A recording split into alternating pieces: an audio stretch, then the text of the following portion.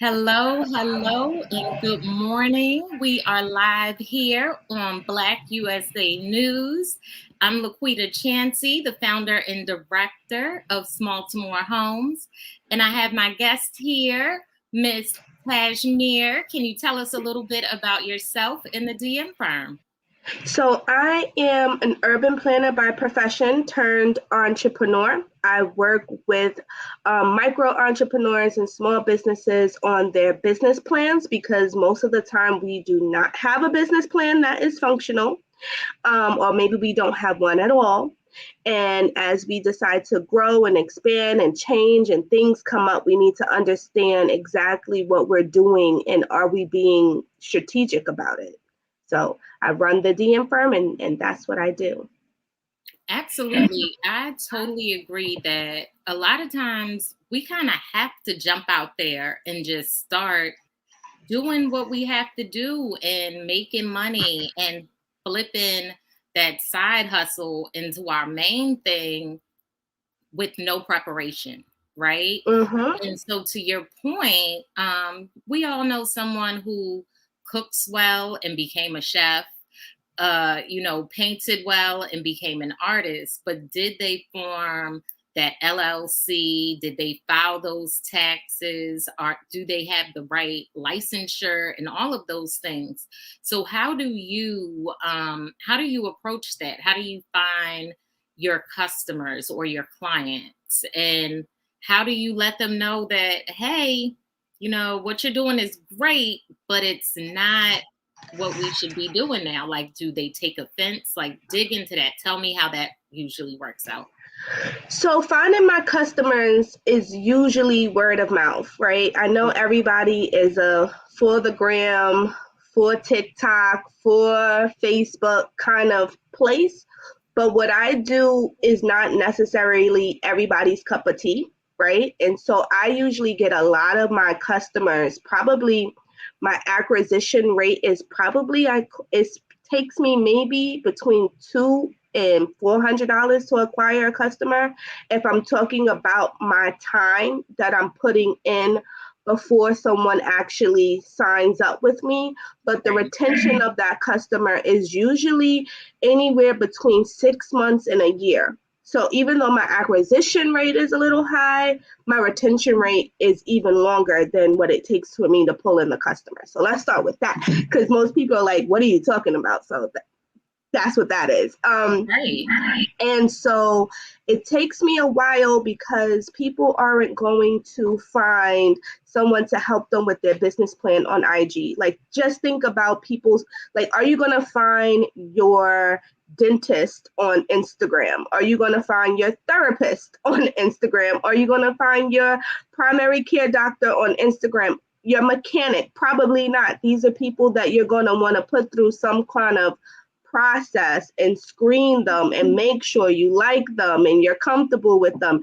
It's the same thing that happens with me as being someone's business strategist, someone's coach. They aren't necessarily going to pay me from an Instagram post, but they will go get the information from an IG post, but that doesn't necessarily turn into them paying me for that. So that's why most of my clientele is definitely word of mouth. So that answers the question there.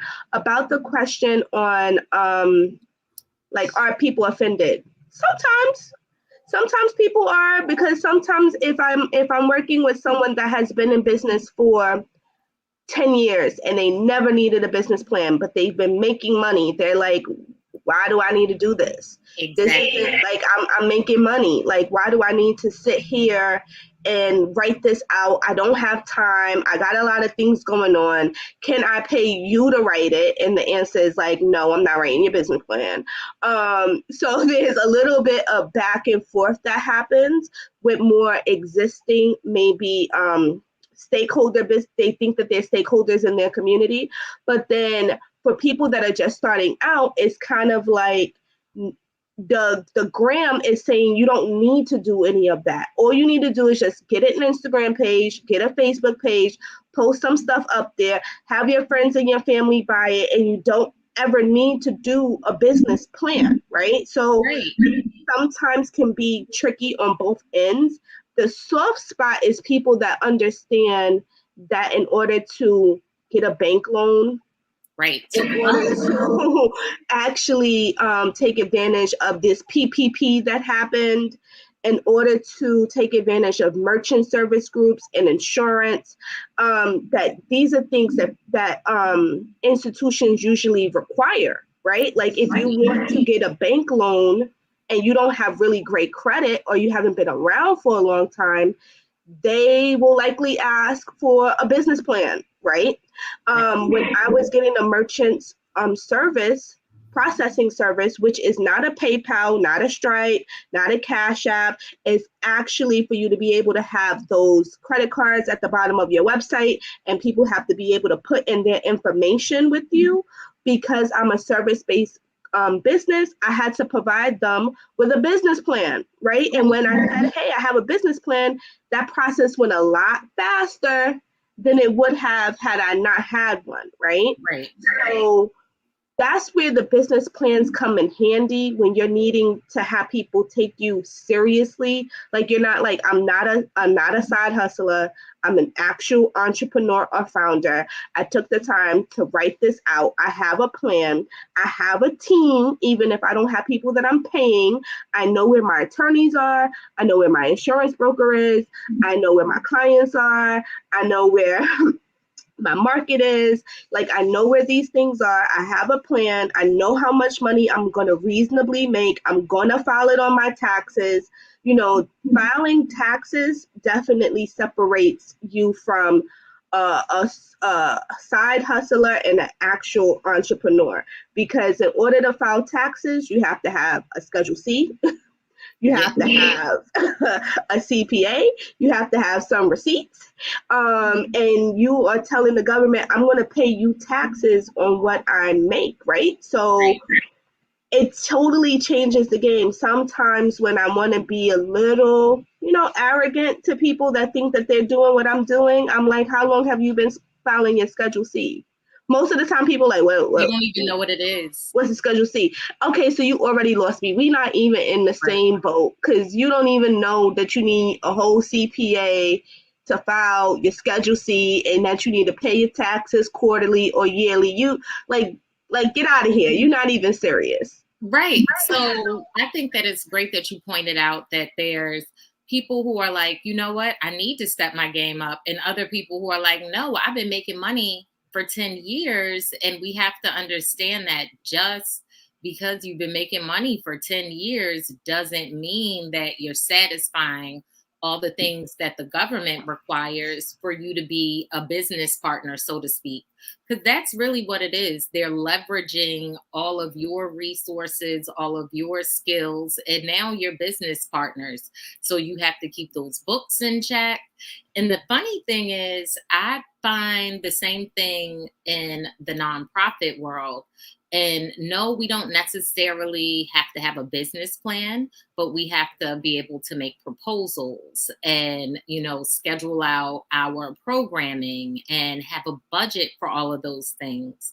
But in a lot of ways, if you started out as a mentor and you were just picking folks up and taking them to, Starbucks, McDonald's, the nearest Black coffee shop like Dove Coat here in Baltimore. I hate when I give the big names. I need to give shout outs to the little Black businesses. So if you go to like your Dove Coats and you just take them there and talk for an hour or something, to you, that is, serving the community. You didn't use any real gas money. You didn't spend any real money on coffee, but all of those things matter.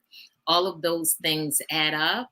And when you go after grants, those are the things that you have to track. Just like you said, you need receipts. We need receipts from the people that we interact with, those testimonies, the idea that we were able to help somebody who would not have otherwise been able to get this resource, or connecting folks.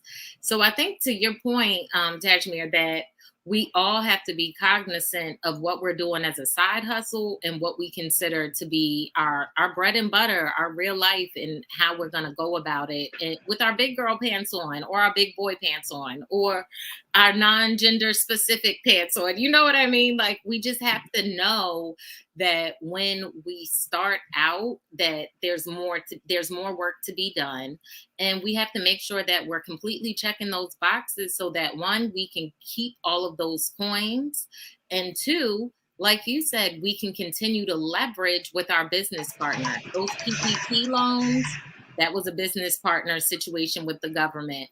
Being able to get the grants that they were given as well. They gave those to nonprofits and small businesses. But if you didn't have a web presence, if you didn't have your EIN, that wasn't something you could benefit from. So I think that we see that a lot, unfortunately, in our community. Well, yeah, because I think that one, we have had to work in an informal community for such a long time.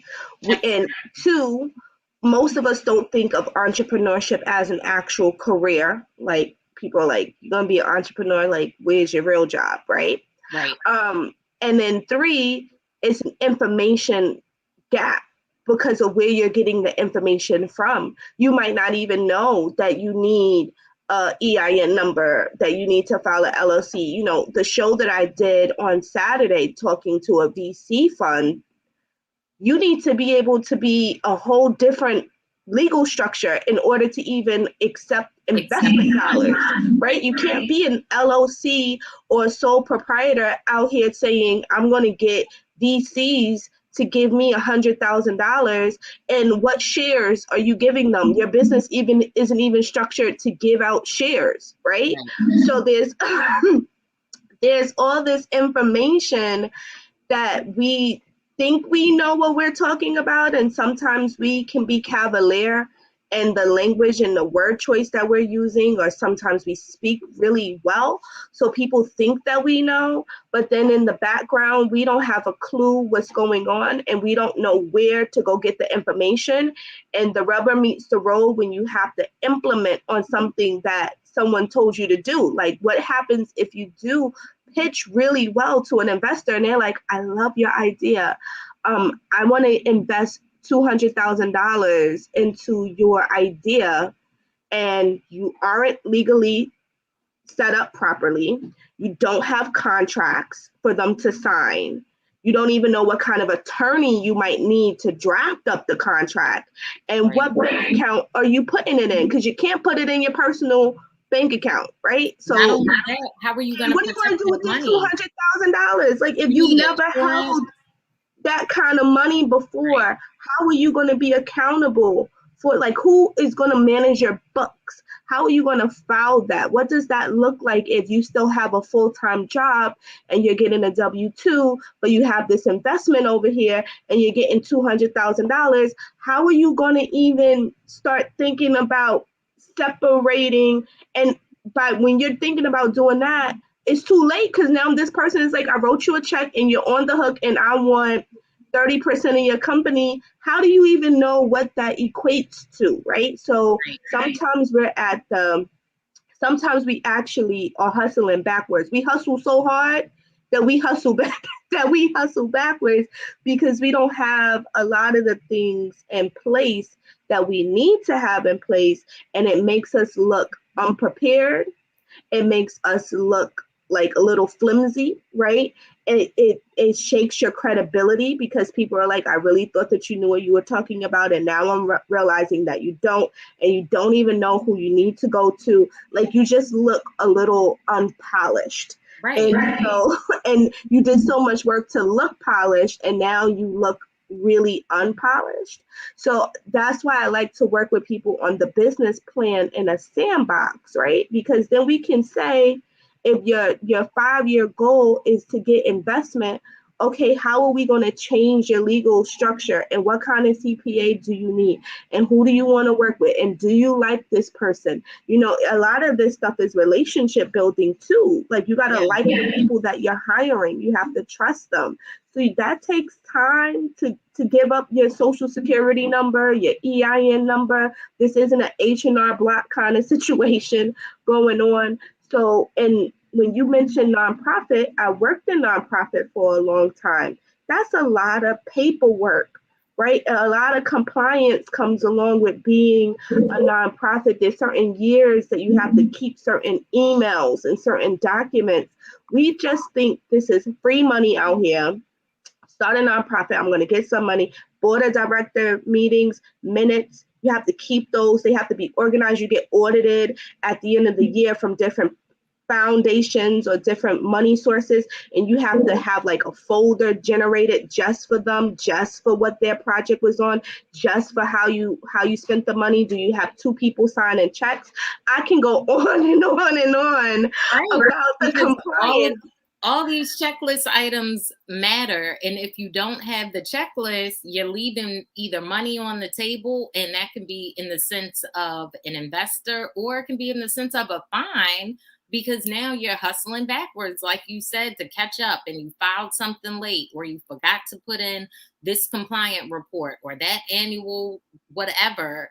But there's always something to be done. And to your point, like, it's not something that you want to do by yourself, right? Like, you want to have your banker, you want to have your accountant, you want to have your insurance, you want to have your attorney, all those things, whether you're a business that is making profit or you're a nonprofit, because either way you're a business, right? Either way you need to be sustainable. You have to have a sustainability plan. You have to know how the money is being spent, where it's going, and you don't just keep that in your head. Like, you need to know down to the penny when it comes to some of these funders, and all of that matters. So yeah, I think that's a really great point, that something that you said before, that you're not going to find your dentist or your mechanic on Instagram unless it's a referral of some sort, because that's how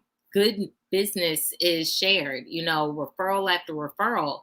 And if you have a bad experience with someone who you thought was, top tier, everyone's going to hear that you were not satisfied with that experience. So that's something else that we need to be mindful of, that your reputation is on the line with every business deal, every conversation, every relationship that you have, unfortunately and fortunately, if you're doing the right thing. So that, I think that's a great point to pick out. And so one of the things that you mentioned was meeting with a VC firm. Some people don't even know what a VC firm is. I invest in real estate, and I'm not in the VC firm world just yet, but people have, approached small to more to invest in, some of the tiny homes and things of that nature. Tell us about the venture capital world, and how'd you even get started or find out about it? Because like I said, it's not common language or common knowledge. So venture capital is when you hear people say angel investors, right? When you hear, it doesn't just have to be nonprofits. Sometimes for-profit companies need these people that are going to infuse money. The best way to really describe it is Shark Tank, right? People go on Shark Tank and they pitch their ideas to 5 investors, and if someone likes it, they give them, what their ask is or not, or they negotiate, right? So you're basically building a relationship between a fund, like an actual fund, or an actual one-on-one investor. And the investor wants usually shares out of your company. So now it's not 100% owned by you. Now it's going to be 80% owned by you and 20% owned by the investor. This is where the numbers really start to, like, you really got to understand what these numbers look like because now you're sharing ownership of this company, and now you almost have an accountability partner. And Right. if you give up too much of your company, you become an employee, right? So like Right. you have to kind of like really start to think about this, but we usually are now hearing it come in form of friends and family round, and then pre-seed, and then seed, and then series A, and then series B. And these major companies like Clubhouse, for instance, might say, okay, I just finished my series B funding, right? Right. But what we talked about on Saturday's show is that usually the investor wants an exit strategy of some sort, and usually the average is 7 years. So they're not, it's not a loan that you're going to be in this business for forever. The only way the investor makes their money back is when you sell it, or you get acquired, or you merge with someone else, right? So that's how you have to figure out, how are you going to give this investor their money back? Or is there a clause that someone can invest in you and you might not ever be able to give them their money back, and they have to be okay with that? This is why you need these attorneys that understand mergers and acquisitions, and it's a really big deal. And you need to really start getting the vocabulary together, because it's a different level of vocabulary that's needed as well. You know, when you starting off as a baby business, there's a certain level of vocabulary. As you Right. grow and you start expanding, there's another level of vocabulary. Right. Then you grow again, and now you're looking for a merger, an acquisition, exit strategy. There's another level of vocabulary. That's why it's a little cut your nose to spite your face when you're someone that's in my position and you're meeting people that feel like, I know everything already. And it's kind of like, but you really don't, because nobody knows everything. There's literally just attorneys that just deal with mergers and acquisitions, and that's not going to be the same person that writes your business contract. Right. This is why it's like hustling backwards, Yeah. because people say certain things, and they carry themselves in certain ways, and people that are sitting in this ecosystem all day for decades and decades, they can call BS on what you think you know, right? Yeah. Because Right. you don't know. Or even competition that I'm working on right now is about getting food manufacturers into Whole Foods, Fairway, Bell Doors, those kind of stores. Are you even ready? Do you even know what you need to have in order to even get on the shelves of stores? Right? Right. Mm-hmm. People say things and then they really don't know. This is why when you go to an incubator or an accelerator program, they get equity out of your business up off the rip for you being in there, because they have to level you up and teach you certain terminology, certain business models. You know, do you have manufacturing? Do you have distribution? Do you have an assembly line? Do you have the capacity? Do you have the insurance? Right? Like, do you need to pay for new insurance? You might not have ever had insurance before. Now, in order to get into certain stores, they might require you have $5 million worth of insurance covered, and that you list them as an additional insured. You know, all of these things are things that as you grow, you learn them, but you also need to start surrounding yourself with people that know more than you know, right? So that way you can find your best suit of your business coach, your business strategist, your business team, like your banker, your insurance person, your attorney that you spoke about. Um, and then start talking to other entrepreneurs and going back to reading books. We don't really like to read as That's much what I as was we gonna say. The as last time much you as and we I spoke, should. we were talking about the e-myth. Like, people need, and not that you knew what the e-myth was, but you were speaking in the language of, you start as an employee and then you grow into a business owner, and then the e-myth, goes to the entrepreneur. But there's many different routes in understanding which level you're in, which season you're in, and who needs to be on your team so that you can continue to be sustainable and flourish, and not scraping and scrounging and twirling and chasing your tail and trying to figure it out. If you have your business plan, if you have your roadmap, it's like the plan that you follow. You might need to adjust here and there. You might need to do a little razzle dazzle and pull in somebody new. But most importantly, you know where the end game is. And that's something you can speak to your business partners about, your investors about. Those are the things that are necessary. What other books or reading materials have you thought that has helped you in your path? So I'm probably promoting the wrong kind of books. I need to write a book. Donnie keeps telling me this, and I will do it. But I've been reading this book here. You guys might not be able to see it, but it's called Professional Troublemaker. There's also a book that I need to start called, and I can't put my hand on it at this very moment, but it's around negotiation, right? And it's around pricing, because we really have that's sometimes the hardest thing, is to come up with, what are you going to charge? And why are you charging this? It And really and is it enough, right? So I had a conversation with, and this is why conversing with other entrepreneurs is so necessary in your development, right? So I had a conversation with a brander, and he's a luxury brander. He had to explain to me what luxury branding meant, because we also in our community like to throw the word luxury around. But there really aren't a lot of luxury brands. So that's another story. But he was telling me that, Tajmir, it's about your price. You need to say confidently, I am going to charge $100,000 for this 9-month contract, and be okay with negotiation. Like, you got to get okay with negotiation. Sometimes people don't negotiate. Either you, the entrepreneur or founder, aren't negotiating, or the person that is going to be your client isn't negotiating. They think that the price is stagnant. And he's like, the price is fluid. It's always fluid. Whether they tell you that it's fluid or not, it's fluid, right? So the pricing is one thing that people get really hung up on, about what to charge, what value they're putting on it. Why is it that value? How do they justify that?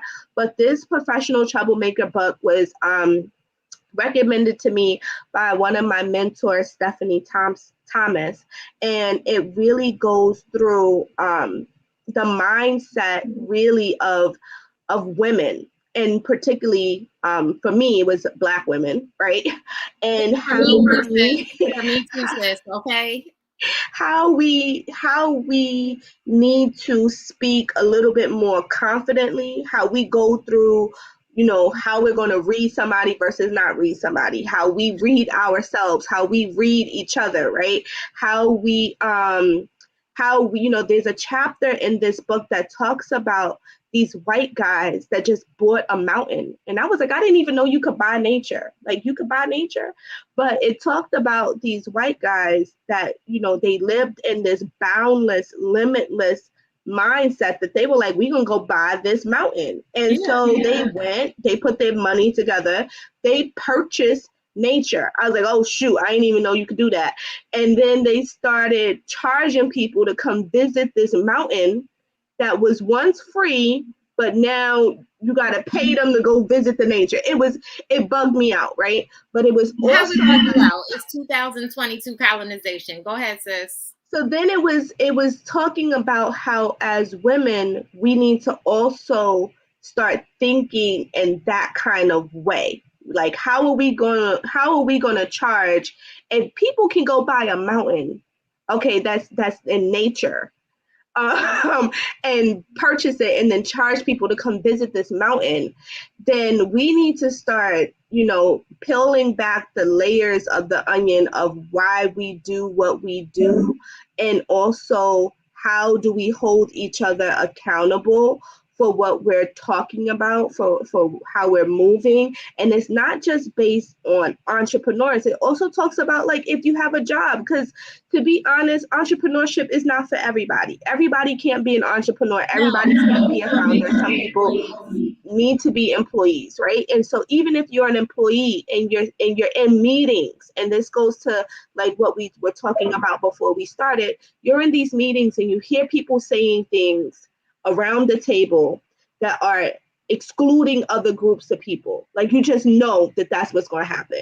They are Yeah, like planning this plan to exclude a group of people or isolate one employee, right? Like you get that loud mouth person that you think is kind of arrogant, you don't like them, right. and then all the other employees and your coworkers are like, yeah, we don't like her or we don't like him either, and we're going to devise this plan on this team to like push this person out because we don't like them. Yeah, everybody piles on.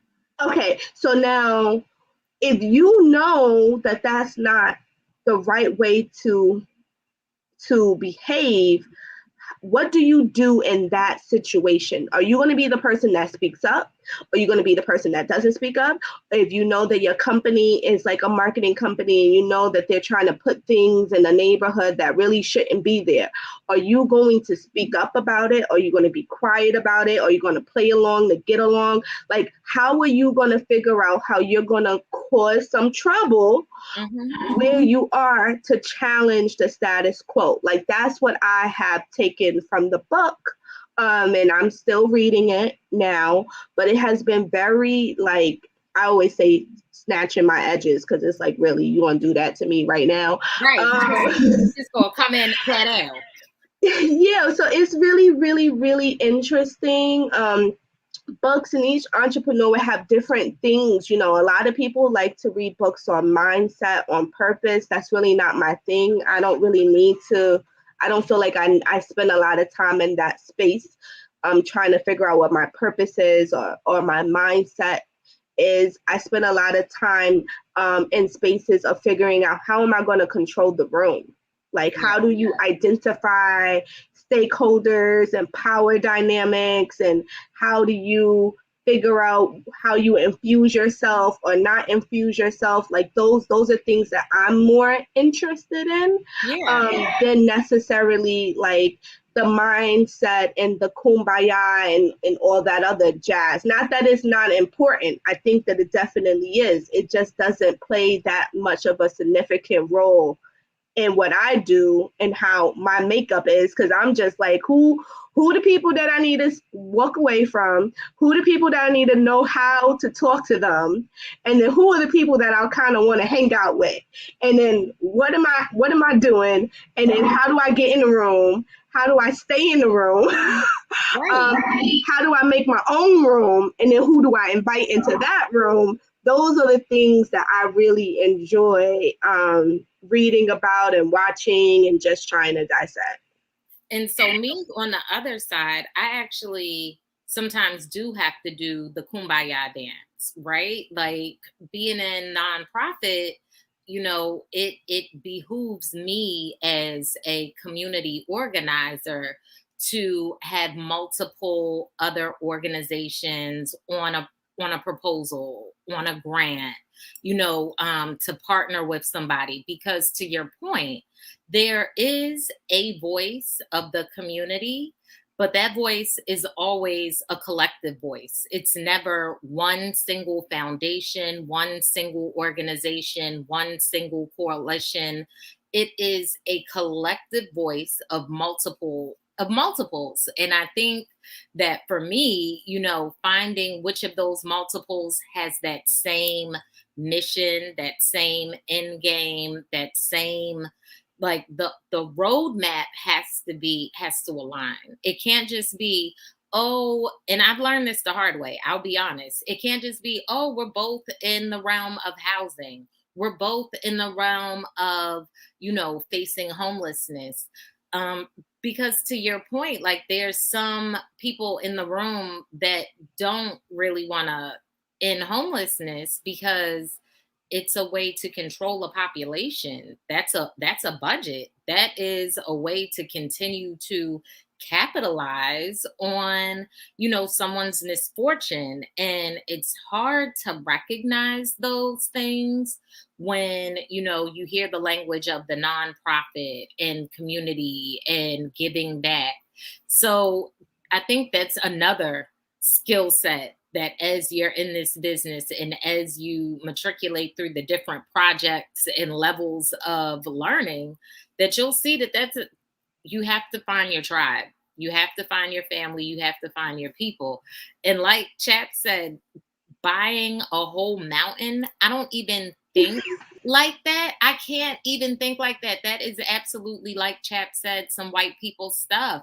I can't think like that because I would want to share the mountain with everybody. So charging folks to come to see my mountain just wouldn't even cross my mind. Like, I would buy it to preserve it so that people wouldn't blow the mountain up and put something through it, or maybe find some history on the mountain. I'm sure people used to live at the top of that mountain and nobody knew they were up there. Like, all these different things that are just being lost because somebody done came and colonized the whole mountain, sis.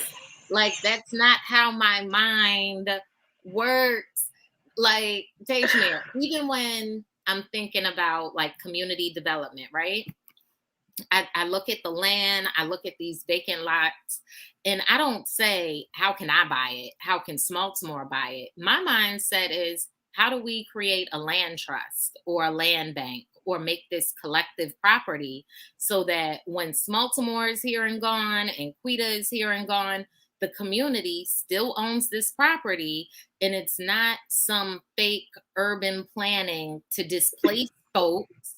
You know what I'm saying? Like, let's be real. Like, there are historically urban planning things that have just uprooted Black and brown families. And in Baltimore, it like the Black Butterfly has it categorized, like chronicalize all the people, all the families, all the things.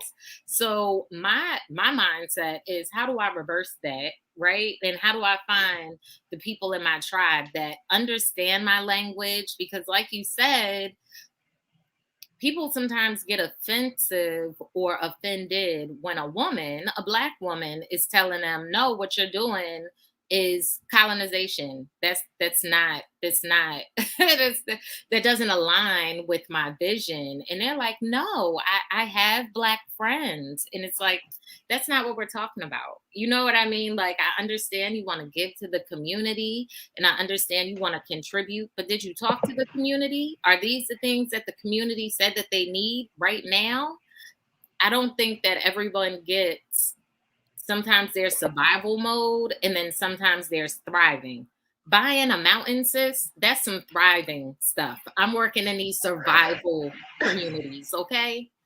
Well, I want to just touch on something because not most people know that I actually am an urban planner by profession that works in community and economic development here in New York City. And so there's, you know, I won't go too far into the woods of things, but cities were really developed, if we're going to be quite honest, they were developed by white racist folks, right? That's why White you men, see, when it was comfortable to be a that's why KKK you member, see all of that. Yeah. the neighborhoods look a certain way. Here in New York City, we have a lot of roads that are like, drive past the poor people, drive past the poor Black people. We're gonna put them in this little corner, but we're gonna create a highway that we could just drive past them, or we really need this this piece of land to develop this arena or this park or this whatever. So we'll just push them out, use eminent domain, and then bring them back in. But then, that's a cousin or a twin of gentrification, because gentrification is Oh, it's the really twin. It's the twin. gentrification is really just means change, right? Like, if you like, when I'm looking at it, so when you have to learn how to be a little objective to change, right? Because if you live in a certain neighborhood, the census, is calculating the people that live there and the money and all this other stuff to give you resources. If you don't have a diversified economic just pot of what money is coming into the pot, this is how you can create and sustain ghettos, right? So Right. at some point, you need to figure out how you diversify that economic base. So that way you can get more amenities that you feel like you need. And sometimes that comes with looking at it from the educational level and the income that people are coming in with. Sometimes that means that you have to mix the cultures that live there. But this is when you have to really start thinking about cohesive planning. And that's why people get so emotional about where they live, because we have this notion that we own where we live. We don't own a street. We don't own a community. Even if your family has been living there for 150 years on the same block, you don't have any ownership to that block. You are a stakeholder there. Right. You have some historical like attributions to this piece of land, to this street, to this block, to this community. But we have to start thinking about how do we build more inclusive neighborhoods, right? And we have to allow some influx of different cultures to come in, different economic bases to come in, not to wipe out the culture that's already there, but how do you fuse it together where you're creating like a historical, this is what was there, this is what we do, this is how we operate, but we still have room for new ideas and thoughts. And Right. that comes into planning. And to be honest, there's not a lot of Black folks that do this work, right? So this is how you start to have cities start to look the same. Because if all the planners around the world are the same people, the same thoughts, the same things that they like, they're just copying and pasting that thought process into another city. So you Right. have to start having more people that are into different types of planning, because it's not just land, is also transportation, it's also education, it's Yeah. also health, it's also public health, it's Right. also, it's all the total Also, institutions listen, that even make waste up management, America that sewage, you need in the trash, plan. like everything. Yes, It's everything. it's all of that. And the more you can get more people to come together and say, okay, how are we going to plan equitably? How are we going to include people? How are we going to, maintain the culture that was already there? And this is why this group feels this way. And this is why this group feels that way. And how do we, mitigate that? You start to have people feel like they're being pushed out. You have people feel like this group doesn't like me because I'm Black, I'm white, I'm Hispanic, Whatever. I I'm don't look like Jewish, I'm everybody whatever it else. is. Whatever. I'm going to move somewhere else. And then what happens? Then you become the gentrifier in another neighborhood. So Right. you just left your neighborhood where you felt like you were being gentrified. And Right. now you go and you then gentrify someone else's neighborhood. So, Right. but we don't usually look at, when we think about gentrification, we only look at white people gentrifying. We hardly ever look at Black people also gentrify neighborhoods too. Right. Because let's be real. Like, let's be real. In certain neighborhoods, white people don't even want to live there. Like, it has a bad reputation, but Black people are like, oh, let me move back to the hood. So, what has been found is that now gentrification, in a lot of ways, middle class Black families are finding that they might be displacing lower income biopic families because of the way that gentrification is showing. So, to some of the comments, like, yes, a holistic plan reduces gentrification, smart economic development. But more importantly, to your point, like, it has to be a communal development. You have to responsibly gentrify so that people aren't displaced. I know for New York, like Harlem is a completely different type of housing stock. In Mm-hmm. Baltimore, we have so many vacant and abandoned lots that it's not likely that you're going to displace a whole community with revitalization today, unless you're the city of Baltimore. Like, as a small time developer, that's kind of not going to happen. But that's not the position of most cities in America. Like Baltimore has all this dilapidated stock. We have fi- 500,000 people that should be living here, that we have housing for, that people don't live here. So in so many ways, like, we can gentrify the heck out of Baltimore and not displace folks because we are so underpopulated. But New York, But LA, to that not point, you happening. know, people can move from New York. So now I'm from New York. I can say I'm going to come to Baltimore, right? Right, I am gentrifying Baltimore. Like, let's just be honest, right? Me showing up with me and my family and maybe my friends, and I have people coming to visit and they say, like, hey, I really like this block. Oh, you mean I can live here for X amount and I'm still making New York City money? Me and all my friends could come with our New York City pockets and come and gentrify Baltimore. Like, and that's hands what's down, happening. that can definitely happen, right?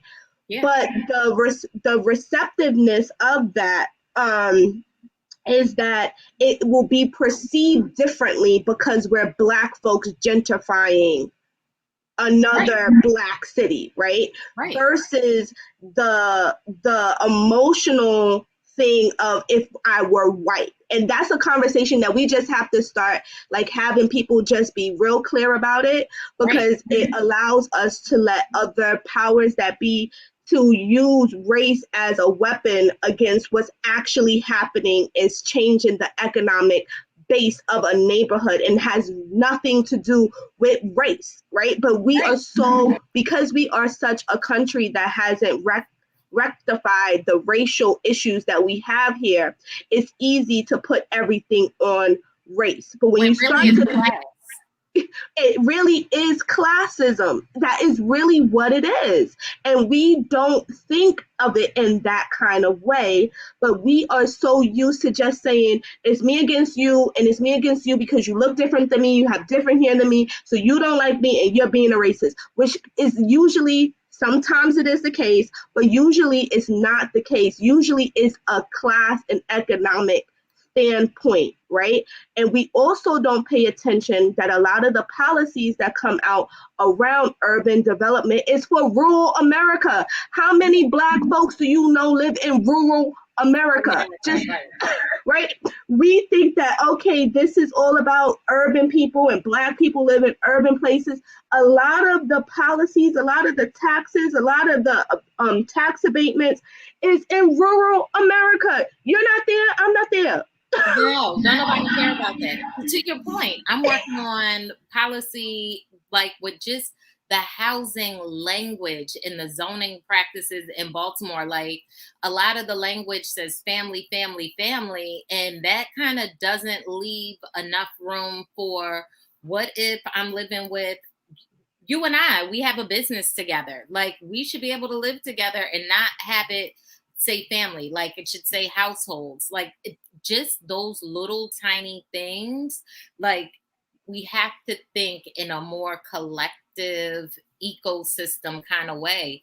And to your point, you were saying that it's very classist now. And I think I realized that talking to my friends in California, Oakland's in the house, but the way that they would talk about their community, it was always in the context of money, even though they didn't realize it was. And I was so used to black and white. I'm in Baltimore, black and white, super segregated. We all have friends of different things, but it's clear how segregated Baltimore is in a lot of ways, specific to housing. But speaking to my friends in California, I'm like, oh, this is really turning to a class thing and less of race wars. And I mean, I don't know that there are race wars, but you know what I mean? When you look at communities, they need to be collective. You need to have your Jamaican spot, your Haitian, your Indian, your Pakistani, your African, your Ethiopian. Like, all of these things matter because they bring the different things. And I'm seeing it change in Baltimore, but it's always been like that from what I can remember as a child in New York. It's been very collective. So it appears appears to be collective, right? New York City appears to be collective. We're not as collective as I think we should be. And when you live here, you start to see that you still have pockets of like, okay, that's where the Polish people live, and this is where the Asian people live, and this is where the Jewish people live, and this is where the Black people live, and the Hispanic people. You still have a lot of pockets of that. I think New York City is really good at having really great propaganda. So unless you hear and you kind of like are with the people, you might not really hear different stories, but you still have underlying stories of gentrification is something that I think a lot of people kind of know the term, might misuse it, give it a lot more emotion that it really needs to have. And we have our leaders doing the same thing, right? So Yeah. like you'll hear something happen, it's like, oh, gentrification is coming and the people are getting pushed out, right? Right. And then you'll have people protesting, you'll have people super upset, not even sure what they're upset about, because the same politician that came and fed you the gentrification thing also made backhand deals with the real estate developer to get, cousin over here a job, to get this person, their affordable housing, to get this person this old thing over here. They also set this little nice thing up for their friends and took care of the people, but then they came out on the microphone to unite the people to say like, this person is pushing us out. And it's really like, is that really what's happening? But again, it's great propaganda, because if I can get the poor people and the middle class people and the rich people to just fight about race in the community, then I don't have to worry about really allocating any, earmarking any dollars to fixing some of the challenges that the community really has and putting programming there, because they're just so busy fighting against each other. I could do whatever I want to do, and I'm going to pay taxes on this building for 20 years anyway. So by the time they come after me, I done sold the building to another person. Now they don't pay taxes for another 99 years, and I'm good, right? So we have to start seeing the chess games that are being played and start figuring out, what do we have in common between renters and homeowners?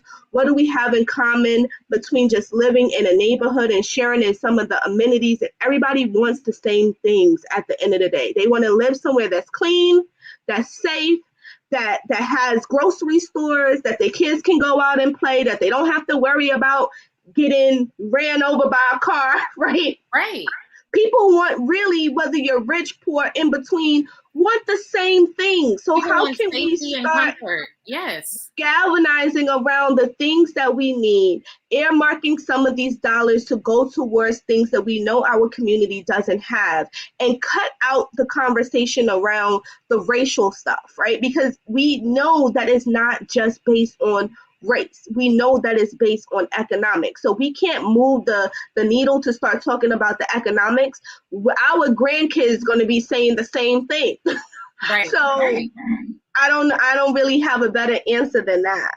No, but to your point, like there are, for one, it's so many layers. So it's hard to not talk about race, because in the the early 1900s, 1920s, when these housing and zoning and infrastructure was being created, it was extremely racial. It was It specific. was.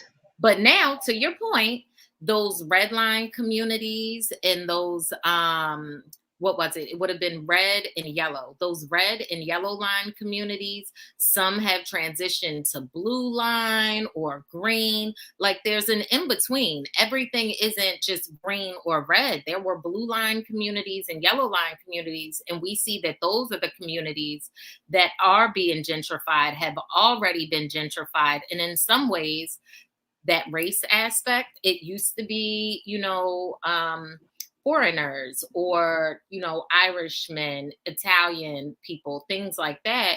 And if that was a sought after area, it flipped to being white. But it flipped to being white because they could afford the new price point, right? And so that's when it starts to trickle in. Okay, well, now Black people are getting better jobs and we have our tech businesses and we're now up there in the rankings and we can buy our way into those neighborhoods. And now we're seeing that because we're starting to build wealth and have leverage, and money is coming in from all these different places, now we're able to compete in the game in a small kind of way. But that's how these neighborhoods are flipping.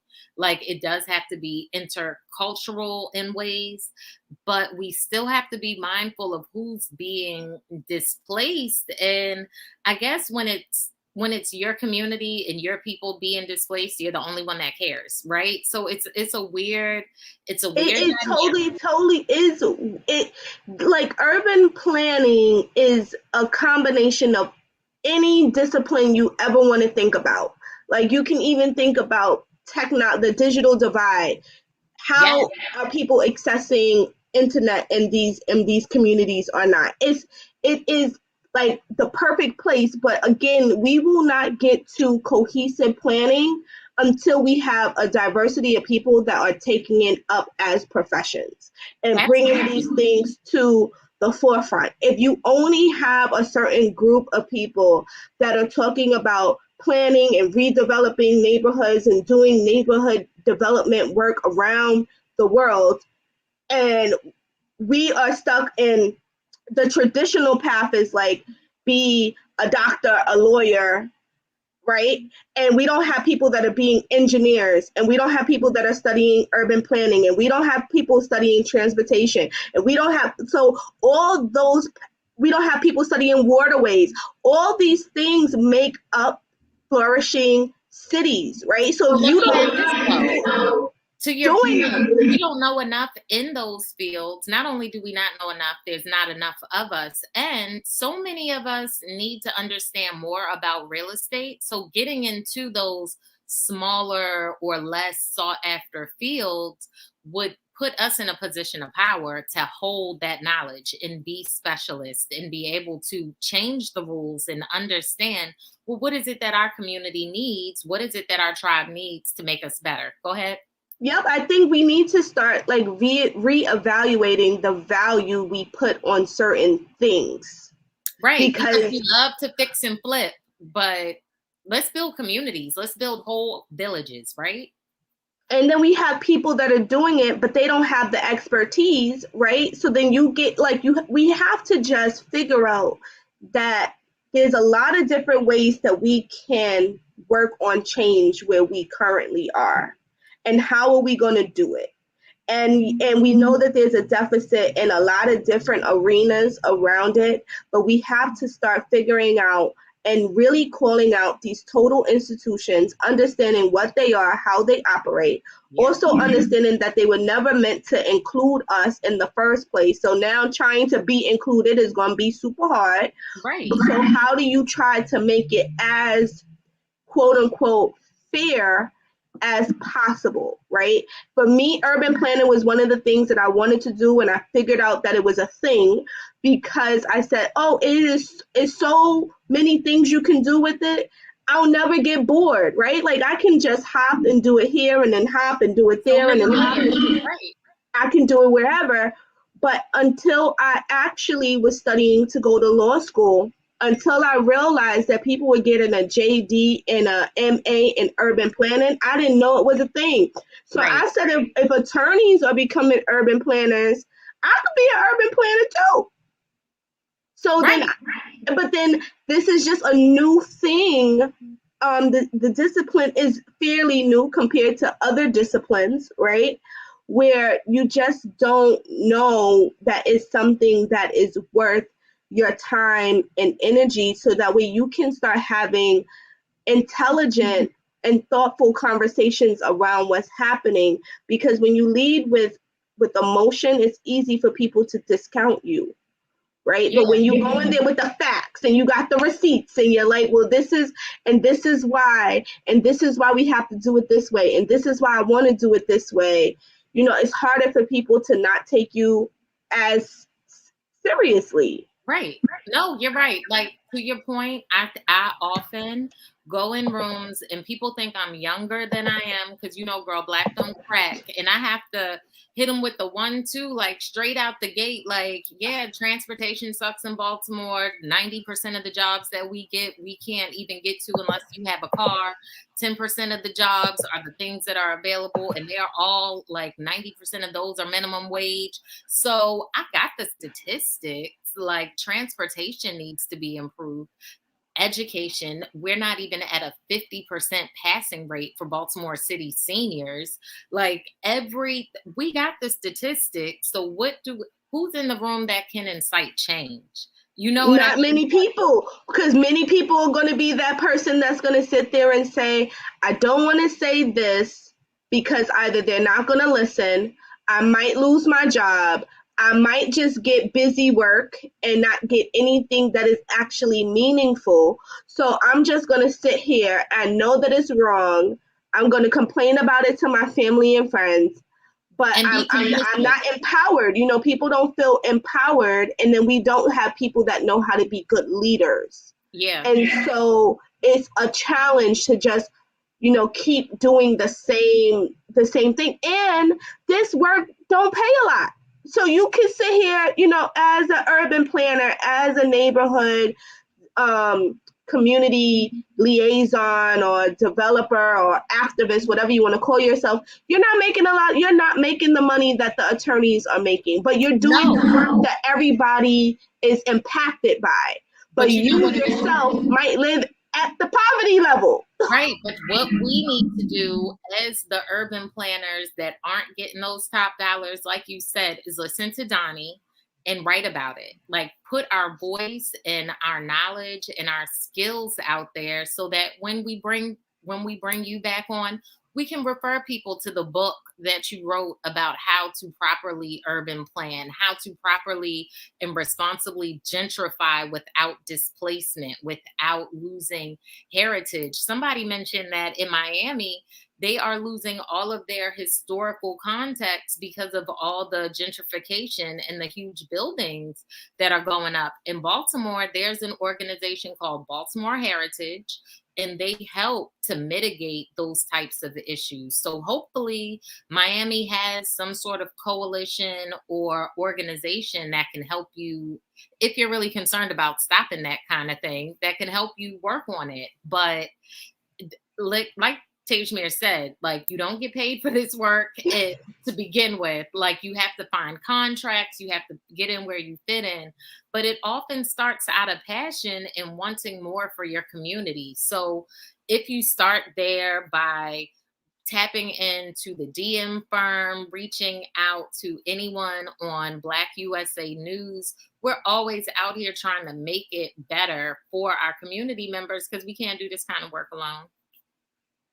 Of course, of course, of course. It is definitely a collective effort when we're trying to move things along in ways that keep us on the table, like you Yes. want to be, if you're not there and your voice isn't being heard, then you have a hard time once the policies are passed. Like, and we need people at the policy makers, the people that draft up the policies, the people that implement the policies, we have to, it's a whole system, and each city is different. Each neighborhood within that city is also different and operates differently.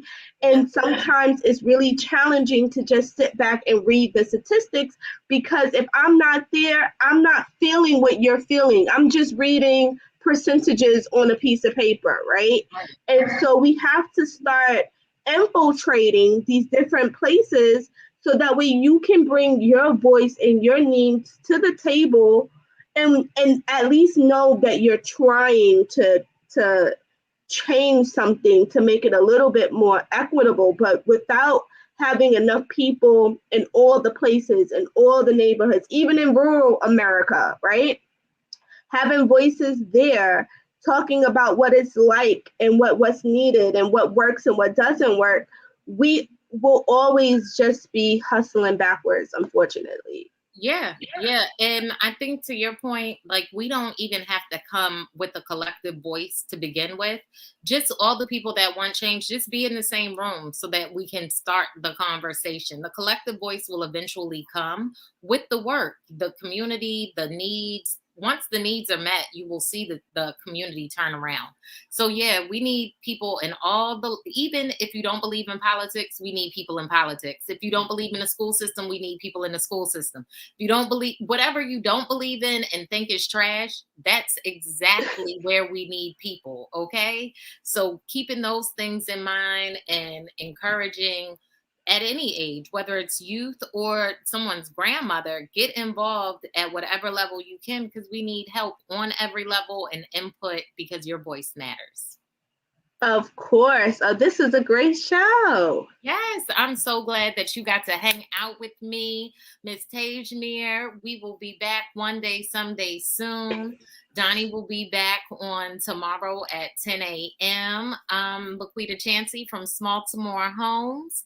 And Chap and I, we have our show, Monday nights at 7. And when does your show come on, Tajmir? My show comes on the Blackout live from New York Saturdays at 10:15. I actually am going to be interviewing Michael Randolph, who's here on Saturday, and we're going to be continuing this conversation because he actually is a community planner, urban planner, kind of helping people figure out like how to bring resources back to their neighborhood and how to put these plans and visions together.